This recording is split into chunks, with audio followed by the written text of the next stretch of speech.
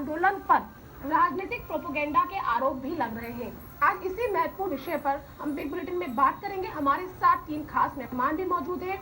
Chhattisgarh Bengali association के जो नेता हैं अरुण भला, वो हमारे साथ यहाँ मौजूद है स्टूडियो में। साथ ही बीजेपी की तरफ से जो प्रदेश प्रवक्ता है सच्चिदानंद उपासने जी, वो भी यहाँ पर सरकार की तरफ से अपना पक्ष रखने के लिए मौजूद है। और इस पूरे सिनेरियो पे, इस पूरे जो मामला यहाँ पे सामने आ रहा है, जो दिखा है सामने, उस पर अपना एक्सपर्ट कमेंट देने के लिए हमारे पास वरिष्ठ पत्रकार मधुकर द्विवेदी जी भी मौजूद हैं। तीनों ही मेहमानों का सबसे पहले मैं स्वागत करती हूँ। और अरुण भद्रा जी, सबसे पहले मैं आपके पास आती हूँ क्योंकि बात बंगालियों के अस्तित्व की है, बात बंगालियों की अस्मिता की है, तमाम सारी मांगे हैं। और मैं अपने दर्शकों को ये बता दूं, हालांकि स्पेशल स्टोरी उन्होंने ये जान लिया है कि बांग्लादेश जब बना तो बहुत ही संख्या में छत्तीसगढ़ के अलग अलग इलाकों में बंगाली बंधु आए और बसे और आज अपने अस्तित्व की लड़ाई वो लड़ रहे। तो ये पूरा जो मामला है अरुण भद्रा जी, मैं आपसे समझना चाहती हूँ कि क्या मांगे हैं, क्या आंदोलन है और ऐसी क्या जरूरत आ पड़ी कि आमरण अनशन का रास्ता भी आपको अख्तियार करना पड़ा।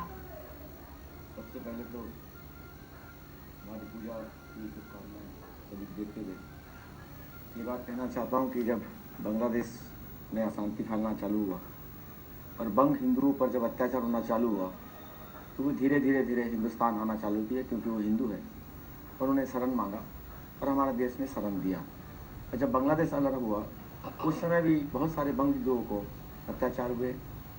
उस कारण से वे धीरे धीरे भारत आया और भारत में विभिन्न जगहों में शरण दिया गया स्थापित रूप से शरणार्थी के रूप में, जिसमें बहुत बड़ी संख्या में, इस देश में बहुत बड़ी संख्या में बंग शरणार्थियों का स्थापन हुआ था छत्तीसगढ़ में।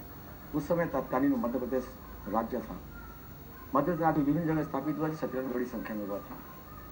सबसे बड़ा दुख की बात है कि 1960-70 के दशक में ये सब बंगाली हिंदू जब देश में आए, अपना वहाँ घर बार जमीन जायदाद परिवार से छोड़कर यहाँ पर कोई एक कपड़ा में, कोई 2 कपड़ा में भारत में आया। उसके बाद उन्हें विभिन्न जगहों में स्थापित किया गया, जिसमें छत्तीसगढ़ में विशेषकर बस्तर में और सरगुजा में बहुत बड़ी संख्या में स्थापित किया गया।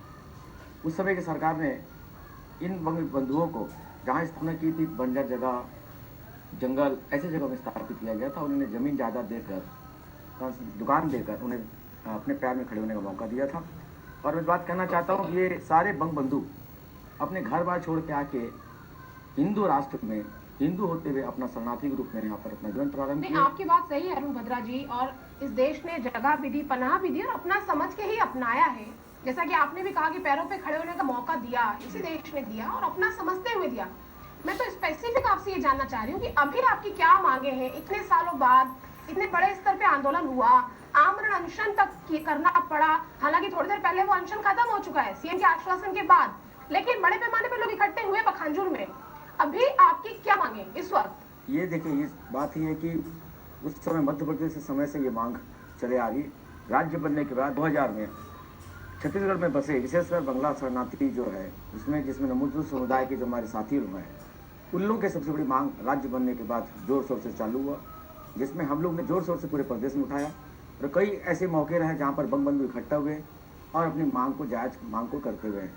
इसमें सबसे बड़ी मांग है जो बंग समुदाय के लोग हैं, जो वास्तव में जो शेड्यूल कास्ट में आते हैं, बहुत सारे राज्यों में उन्हें शेड्यूल कास्ट का लाभ प्राप्त है, वो अपनी जायज मांग को लेकर कि उन्हें भी शेड्यूल कास्ट का दर्जा मिले। और इसमें बहुत बड़ी संख्या में नमस्ते समुदाय के लोग हैं जो अपनी मांग के लिए लगातार लड़ रहे हैं। पिछले 1-2 महीना पहले वो रायपुर भी आए थे बहुत बड़ी संख्या में, और खुले आकाश के नीचे में 2 दिन 3 दिन गुजार कर यहाँ पर वो यहाँ से गए थे। दूसरी मांग जो बंग भाषा का मांग है कि जहाँ जहाँ एक बड़ी संख्या में रहते हैं, जो शरणार्थी विस्थापित के रूप में स्थापित हुए हैं, वो बहुत बड़ी संख्या में वहाँ पर उनके बाल बच्चे को एक शिक्षा, अपनी भाषा का शिक्षा मिले, इस बात की बंग भाषा का मांग कर रहे हैं। आपकी एक मांग तो जायज लगती है कि भाई नौकरी में आरक्षण मिल जाए, चलिए, ताकि आगे बढ़ने का मौका मिले। दूसरी मांग ये भी है कि जो कृषि भूमि आवंटित हुई थी उसे होल्ड कर दिया जाए, ठीक है, वो भी सही है। लेकिन अब बंग भाषा पढ़ाई जाए, ये बहुत प्रैक्टिकल मांग नहीं लगती, क्योंकि छत्तीसगढ़ में अभी छत्तीसगढ़ पढ़ाने को लेकर संघर्ष चल रहा है। खैर, उपासने जी, सच्चिदानंद उपासने जी बीजेपी के प्रदेश प्रवक्ता भी है और सरकार की तरफ से सरकार का रुख रखने के लिए हमें बीच में है। उपासने जी, इतने साल हो गए यहाँ बसे हुए, 1968 से लोग बसे हुए हैं। छत्तीसगढ़ राज्य बने हुए 16 साल होने वाले हैं, हम राज्योत्सव मनाने की तैयारी कर रहे हैं। इन 16 सालों में बहुत विशेष ध्यान क्या सरकार इन बंग बंधुओं पे नहीं दे पाई? देखिए, निश्चित रूप से प्रदेश की सरकार ने सभी को समान रूप से देखा है, कोई जातिगत विशेष रूप से नहीं या कोई शरणार्थी समझकर नहीं, अपितु पूरे प्रदेश को एक ही दृष्टि से देखकर सबके लिए विकास के मार्ग प्रशस्त किए हैं। सब जिसका राशन कार्ड सामान्य का बना है, छत्तीसगढ़ के रहने वाले का, तो उनका भी शरणार्थी भले रहा हो लेकिन उनका भी वही राशन कार्ड बना है जो छत्तीसगढ़ का मूल है। इसलिए शिक्षा के साथ भी और सभी प्रकार के समान व्यवहार की जो एक नींव डाली है इस सरकार ने, तो वो डाली है।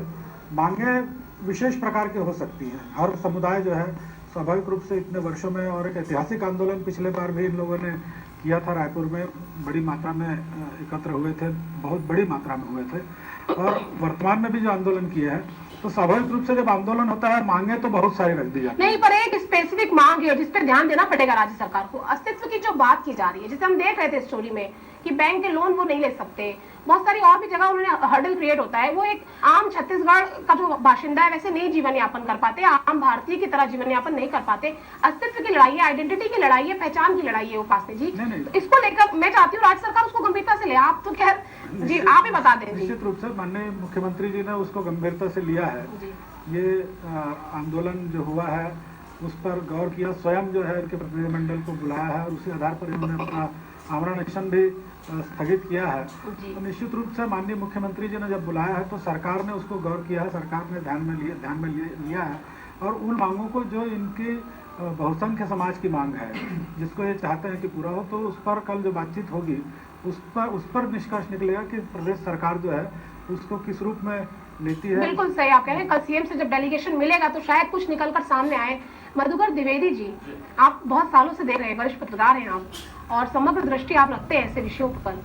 ये ऐसा कहा जा रहा है कि पॉलिटिकल एजेंडा भी हो सकता है बंग बंधुओं का। 15 लाख की करीब आबादी है और 30 लाख का भी दावा किया है बहुत से नेताओं ने बंगाली समाज की, हम 30 लाख की संख्या में हैं। पखानजोर के पूरे 138 गांव ही बंगालियों के हैं, बसाया गया था। रायपुर में भी एक माना का जो इलाका है, बड़ा इलाका है और बहुत बड़े पैमाने पे वहाँ राजनीतिक रूप से भी सक्रिय है बंगबंधु, और दखल भी अच्छा रखते हैं अपना। रायपुर ग्रामीण की विधानसभा वो आती है, ऐसे कई सारे इलाके हैं प्रदेश में। आपको क्या लगता है कि यदि इनकी मांगे पूरी नहीं हुई, अब तो चुनावी वर्ष है, चुनाव की तैयारियां हो रही है, रणनीति तय की जा रही है, प्रचार की तैयारियां की जा रही है, यदि इनकी मांगे पूरी नहीं होती, सरकार संतुष्ट नहीं कर पाती, तो क्या वाकई में कोई राजनीतिक स्टंट है और इसका राजनीतिक प्रभाव पड़ेगा? आपको क्या लगता है? देखिए प्रियंका जी, मैं श्री बत्रा जी की बात सुन रहा था और उपासना जी की बात सुन रहा था और आपकी रिपोर्ट को भी मैंने सुना। दरअसल 50 साल हो गए लोगों को आए हुए। 50 साल बाद ये स्थिति है कि लोगों को, बच्चों सहित परिवार के सदस्यों, मैं माफी चाहती हूँ सर, बीच में आपको थोड़ा सा रोकूंगी क्योंकि ब्रेक का वक्त है और ब्रेक के बाद आके हम मधुकर जी से